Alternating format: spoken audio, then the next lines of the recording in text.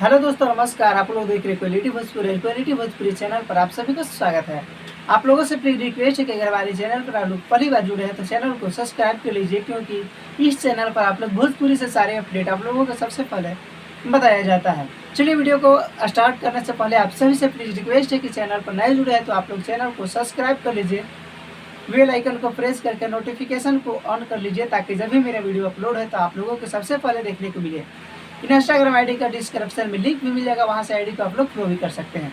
चलिए, आप लोग वीडियो का एक पोस्टर देखिए आप लोग स्क्रीन पर, जो कि प्रमोद प्रेम यादव जी का है। गाना का टाइटल है पटना के दबैया जी। बता दें कि ये गाना जो कि गरीब म्यूजिक भोजपुरी से बहुत जल्द आने वाला है, कमिंग सन में है। तो सोचे कि आप लोगों को इन्फॉर्मेशन पहले से ही बता दें ताकि आप लोग तैयार हो जाइएगा। बता दें कि लिखा हुआ अभी गाना का टाइटल जो कि पटना के दवैया है, और इस गाने को जो कि लिखे हैं दीपक दिल मोही जी, और म्यूजिक आर्या शर्मा जी का है। और बता दें कि ये गाना वीडियो सॉन्ग रिलीज होगा, बट अभी कंफर्म डेट नहीं है, इसलिए कंफर्म टाइम और डेट मैं नहीं बता सकता हूँ जी।